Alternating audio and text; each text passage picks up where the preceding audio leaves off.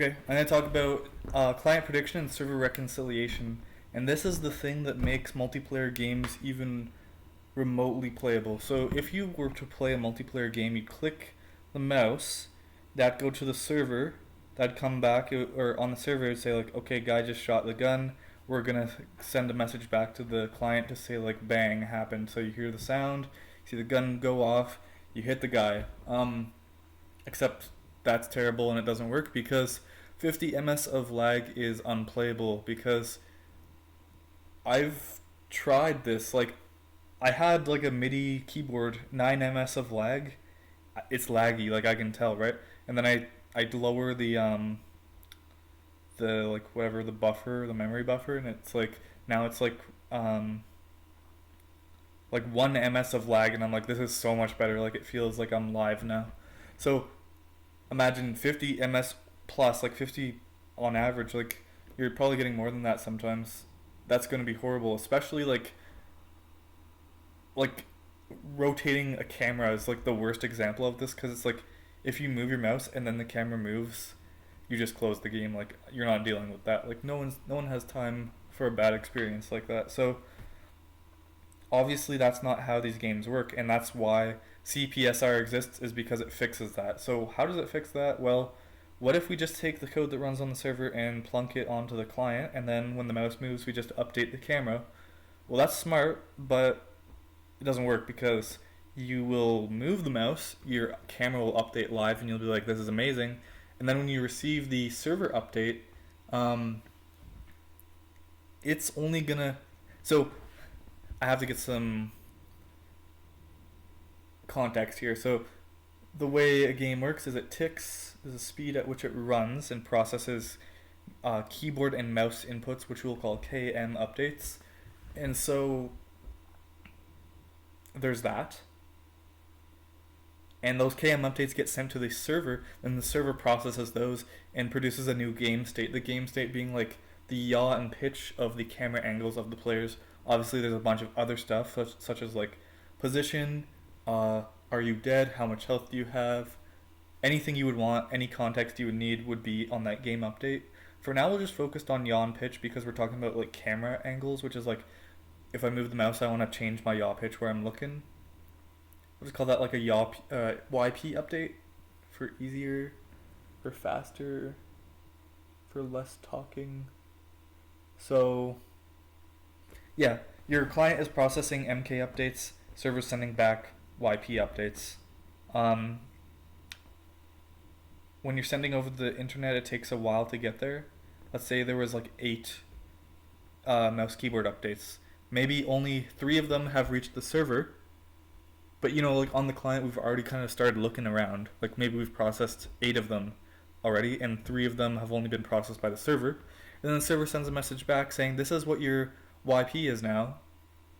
And so you receive that on the client, and then you say, okay, I'm just, you know, the server is authoritative. The server always has to be authoritative because if we can, we want to take away the power from the client. That's why we send keyboard mouse updates, because if we were to send over like, oh, I'm shooting right now, well, if I have a hacked client, I can be shooting all the time, shooting at anyone I want because I say, I'm looking here, I'm shooting now.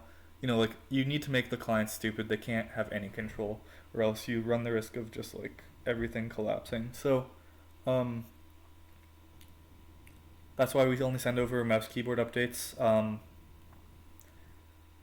And where was I guess the server sent back a message with the YP, and what we can do with that is, well, we would probably just want to apply it directly, so replace the current YP with the server YP.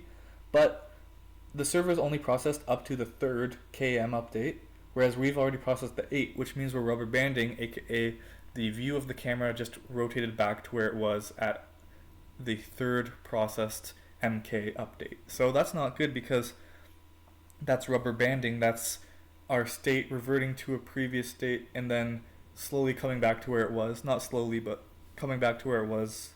And that doesn't feel good because it feels like the camera's just super jittery. So that is bad. And so that's where CPSR comes in. Instead of doing that, we also pass back the information of what KM update was last used to produce this game state.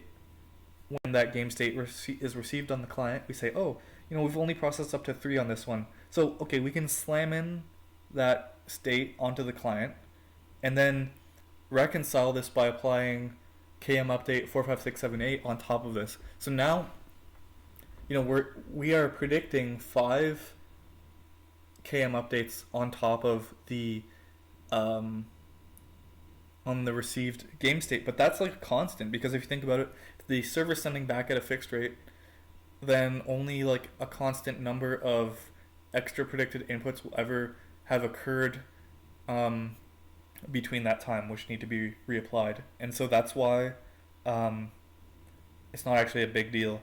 And also, with mouse update, with updating the yaw pitch, that function, that logic that updates it from the KM update, and the KM update contains mouse delta x and delta y's, aka how much the mouse has moved since the previous time the mouse was sampled. The code for updating the yaw pitch is so simple that there's almost 0 delta between the predicted yaw pitch and the server received yaw pitch after the reconciliation has occurred. And you might say, well, why not just always just use the client? And who cares? Because if that calculation is so simple, then they should never diverge. Well, they can diverge. Packets can get lost and stuff like that. So that's why you do need to still do this. And especially for like movement and stuff like that, it's more important. Well, yeah. So that's a good way of doing stuff. With the gun firing, you could you could simulate the gun sound on the client, and then when it feels live and stuff like that. So you can do stuff with sound and like visuals to make it feel even more alive than it already is. Okay, that's all good. And so that's CPSR. And so just understand that when you're playing a game, that's going on. But you can kind of forget about it just because it's doing a good job. And there's no real huge artifact on your gameplay. But there's more to multiplayer games than that, because think about this, okay? Here's a simple example. There is a sliding door and you are pointing a gun at me and you fire now, and that firing message is a KM update with left mouse click pressed, right? That's going to the server. Now pretend it's like a piece of physical mail, okay? And it's going to take like a week to get there. Obviously, I'm going to be able to close that door before that packet gets there. AKA, by the time the server gets that and executes the firing gun, that door is going to be closed, but on your screen, when you fired, that door was open, right? So this is a problem where time does not stop for your packet, right? So the game still runs on the server while your packet's en route. And this is a problem because it means when you fire your gun, things are gonna move. So it's like you would literally have to like aim in front of where someone is gonna be to hit a shot if they're moving in a certain direction. And with this door example, it means you're just screwed. You'll never hit that shot as long as they see it coming. Okay, so that is why we have to time travel, right? We have to time travel on the server. We have to go back in time and see what was the game state when they actually fired this. So what you can do is tack on some information about like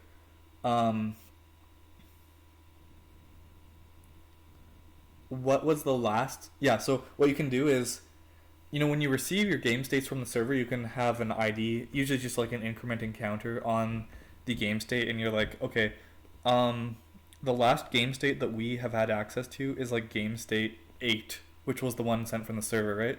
And so when I fired my gun, it was based on the context of game state 8. And so when I get to the server, then I need to rewind to game state 8 and then check if that like shot occurred, right? So that actually just has to happen in a multiplayer game for it to even feel remotely real and not having to like pre-fire things. So now you know that occurs Um, that changes the way you play your game because you know that like what you see now is what you're gonna get. As in, what I see now is based on some game state, and when my input is processed, that's the game state that will matter, right? And so all of this stuff is going on behind the scenes just to make it feel like things are remotely normal. Um, and as so, if we go back to that door example, let's just say like I'm closing the door and I actually close the door before your packet gets to the server.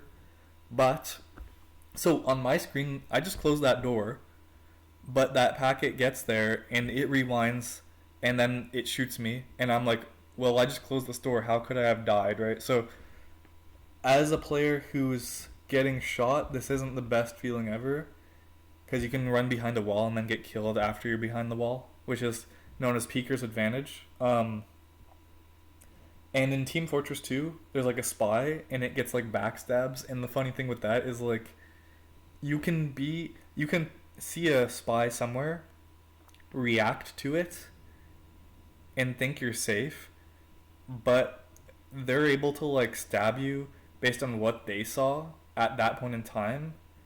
And so you can die from an action you've previously done. Um, so the way that works is like that sounds weird, but like you could already be dead right now in a game at any point in time because your previous like position or the way you were doing something was like taken advantage of by someone else and they'll use it to kill you and then you'll die later on. So like with spy and backstabs, people can take advantage of this where it's like